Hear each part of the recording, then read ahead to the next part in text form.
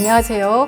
오늘은 자연환경 분야에서 토양오염, 특히 산업에 의한 토양오염의 사례를 학습해 보도록 하겠습니다. 국내외 토양오염의 사례를 통해서 여러분들이 토양오염이 얼마나 심각하게 발생하고 있는지를 학습하고요. 토양오염을 정화하고 복원한 사례를 통해서 우리도 그러면 토양오염을 줄이고 또 토양을 개선하기 위해서 어떤 활동들을 할 수 있는지 생각해 보는 시간을 갖도록 하겠습니다. 네, 먼저 해외 토양오염 사례인데요. 산업 폐기물에 의한 토양오염의 대표적인 사례입니다. 러브 커넬이라는 사건인데요. 미국에서 발생한 최대 독성 오염물 매립 사건입니다. 1942년에서 53년 사이에 후코 케미컬이라는 이 화학 회사가 유해 화학 물질을 토양의 묻음으로 인해서 그 주변의 지하수를 같이 오염시켰던 사례입니다. 130파운드의 TCDD라는 물질들이 발견되었고요. 그 토양에서 총 2만 1000톤, 248종의 화학물질이 투기 매립되었던 사례입니다. 엄청난 양의 유해 화학물질들이 어떻게 이렇게 토양에 묻힐 수 있었을까요? 그 이유는 이런 화학물질 회사가 주변에 개발이 중단된 그 커넬이라고 얘기하는 것은 우리가 운하인데요. 그 운하의 1km 정도 되는 구간에다가 이 물질들을 그냥 매립해버린 일이었습니다. 그래서 그 매립을 한 다음에 물론 복토를 했죠. 30cm 이상의 복토를 하고 여러 가지 이제 장치들을 마련하고 여기 유해 화학 물질이 있으니 여기는 땅을 사용하지 마십시오라고 경고를 했습니다. 그럼에도 불구하고 주변에 산업단지들이 계속해서 만들어지면서 많은 사람들이 이곳에 이주해 와서 일자리를 찾게 된 거죠. 그러면 그 가정들에서는 아이들이 자라게 되고 그러면 그 가정의 아이들은 학교를 가야 되지 않습니까? 그래서 이 산업시설이 있는 인근에다가 땅을 찾아서 학교를 마련하게 되는데요. 그 학교가 바로 이렇게 폐기물이 매립된 인근에 학교를 짓게 된 것입니다. 그러면서 그 학교에 다녔던 아이들에게서 각종 병이 발생하게 되고 암이 발생하는 이런 상황이 생겼던 거죠. 다른 지역에 비해서 왜 우리 지역의 아이들 그리고 우리의 학부모들은 이렇게 많이 아플까라는 것을 조사하면서 이것이 발견되었습니다. 우리가 산업화를 굉장히 우리가 감내해야 되는 산업화로 인한 오염은 그냥 감내해야 되는 것으로 이해하는 시기가 있었어요. 그냥 오염이 되더라도 우리가 잘 살게 되니까 경제가 성장하니까 라고 침묵했던 기간이 있었던 반면에 이런 그 대규모 오염 사태를 겪으면서 사람들이 충분히 이제 자각을 하게 된 것이죠. 그래서 우리의 건강을 잃는 것이 훨씬 더 경제 성장보다 나쁜 일이다. 경제 성장에서 얻을 수 있는 이익보다 훨씬 더 안 좋은 결과를 낳을 수 있다라는 생각들을 하게 된 계기가 됐었습니다. 그러면서 보다 이 처리를 잘 하기 위해서 무엇을 해야 될까 정부가 노력을 하게 된 것이죠. 그래서 슈퍼펀드라는 것을 만들었습니다. 미국에서는 환경에 대응하고 보상과 책임에 관련해서 법조항을 마련하게 된 것인데요. 이 법을 통해서 1980년도에 발효가 되었는데 유해 화학물질을 폐기하는 모든 업체들이 끝까지 책임을 져야 된다라는 것입니다. 그래서 이렇게 기금을 마련함으로 인해서 그 기금을 통해서 토양을 정화하는 비용을 지급하게 된 것이죠.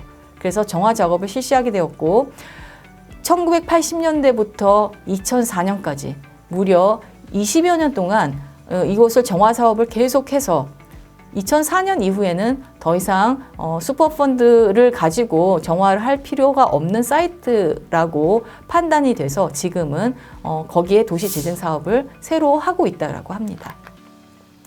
미국뿐만 아니라 일본에서도 굉장히 유명한 그 사례가 있었죠. 일본의 이따이따이 병이라던가 미나마타 병이 있습니다. 이따이따이 병 같은 경우에는 60년대에 중금속에 의해서 농업 용지가 오염됐고 그 주변에 지하수가 오염되면서 하천이 오염되면서 그 농작물이 그것을 흡수하면서 발생한 오염 사례입니다. 이따이따이 병은 카드뮴에 의한 오염 사례고요. 미나마타 병은 수은에 의해서 그 오염이 발생되는 병을 일으킨 사례입니다. 그래서 너무나 아파서 이따이따 병이라는 말이 붙여졌다고 하는데요. 이 아연 재련 공장에서 나온 강물이 농지로 들어가서 토양을 오염시킴으로 인해서 그 지역의 농산물을 먹은 사람들이 집단적으로 이 병을 앓게 되었었습니다. 뼈가 굽고 골절이 되고 뼈마디가 쑤시는 통증을 느끼는 굉장히 아픈 병이라고 하죠. 그 미나마타병 같은 경우에도 칫소라는 곳에 화학비료 공장의 수은이 인근 바다로 흘러들면서 그 지역의 물고기들 오염시키고 그 지역의 인근에 살고 있는 사람들의 손발이 뒤틀리는 중추신경계 이상 증세를 발병했던 사례입니다. 네, 우리나라에서도 이런 토양오염에 의해서 큰 병이 발병했던 적이 있습니다. 온산병이라고 여러분들이 들어보셨는지 모르겠는데요. 온산 지역에서 집단적으로 발병한 적이 있습니다. 그래서 일본뿐만 아니라 세계 여러 곳에서 이런 병들이 계속해서 발생하고 있다는 것을 아시면 좋을 것 같고요. 우리나라에 여전히 여러 곳에서 공장들에서 유해화학 물질들이 배출되거나 매립되면서 주변 환경들을 오염시키는 사례들이 있습니다. 반면에 우리가 이렇게 매립을 하거나 오염물이 가득한 곳을 새롭게 깨끗하게 만드는 그런 과정들도 찾아볼 수 있는데요. 난지도가 대표적인 사례입니다. 난지도는 과거에 그 한강 하류의 범람원을 쓰레기 매립지로 활용했던 사례입니다. 1988년까지 이곳에 진짜로 쓰레기를 매립을 했었습니다.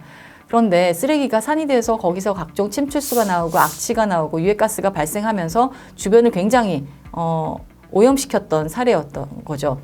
하지만 이게 도시의 그 가운데에 위치하고 있음으로 인해서 보다 이곳을 잘 활용하자라는 의견들이 많이 나오게 되었습니다. 그래서 난지도를 더 이상 매립지로 만들 것이 아니라 공원으로 만들자라고 얘기를 해서 안정화 공사를 했고요. 침투수를 처리하고 매립지 상부에 흙을 쌓아서 복토를 하고 거기에다가 이렇게 푸른 들판을 만드는 이런 과정을 겪었습니다. 우리가 이 과정을 통해서 이 곳에 가면 이곳이 과연 매립지였나라고 생각이 들 정도로 유수한 환경의 그 공원이 만들어졌는데요. 그러나 그 아래에는 여전히 유해가스가 나오고 있습니다. 그래서 그것을 처리하는 시스템이 작동을 하고 있어서 공기 중으로 직접 나오진 않지만 유해가스들을 계속 처리하고 침투수를 여전히 처리하고 있다는 것을 여러분들이 알면 좋을 것 같습니다. 이것이 그냥 위험한 것이 아니라 우리가 이것을 잘 복원함으로 인해서 다시 원상 상태로 바꿔놓을 수 있다. 우리가 아까 토양오염이라는 것이 다른 오염에 비해서 굉장히 오랜 시간이 걸린다고 말씀드렸잖아요. 복원을 하는 데 있어서. 하지만 우리가 복원을 많은 비용을 들여서라도 그만큼 할 필요가 있다. 그러한 가치가 있다는 것을 여러분들께서 좀 이해를 해주시면 좋을 것 같습니다. 그럼 오늘 학습은 여기서 마치도록 하겠습니다. 감사합니다.